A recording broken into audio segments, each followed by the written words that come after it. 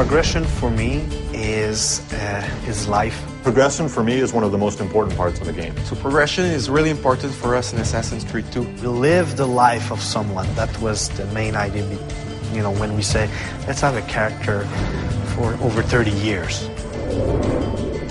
We really want the player to feel the same emotion that the character has throughout his quest to avenge his family. I'll kill you for what you've done! Our game begins in 1476 and it ends in 1503. So it's a considerable span of years for a video game. It's the height of the Italian Renaissance. This is when the most beautiful paintings, the greatest sculptures, the most wonderful architecture are all being built and created. And at the same time, it's a period of political intrigue and drama and violence as well. What do you want, Vieri? So many things. A prettier bride. Oh, and yes, your life. There was a lot of, really sparks of energy and interesting ideas that happened during that period. We also want our character to go through a change. I think the mission structure is completely compatible to the time span that we want to cover. In the sense that it allows us to have some flexibility and really focus on the most poignant events that happen in history and in Ezio's life throughout his progression. Throughout the game, he's going to encounter people. I was hoping you could help me with something. He will have friends that will teach him abilities. He will be taught fighting by his uncle. He will learn a few skills from the different groups of different factions in the crowd. I'm going to teach you how to survive. He'll also learn by himself a few tricks.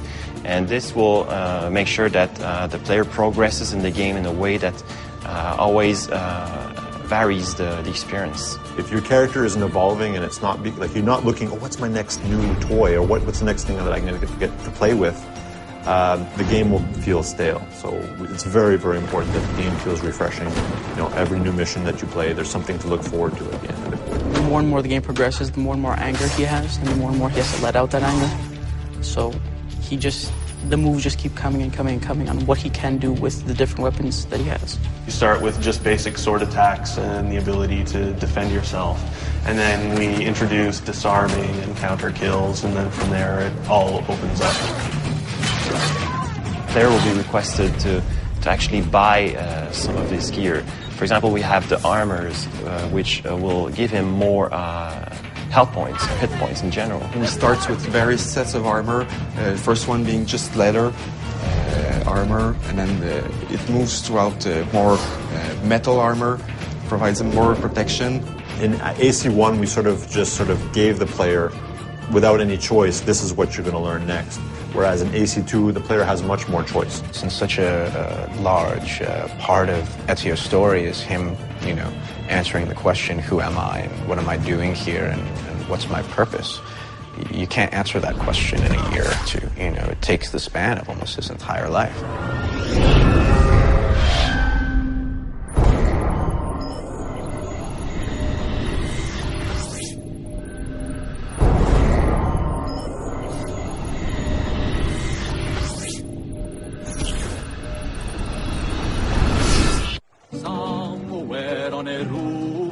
There's a hero in the hood.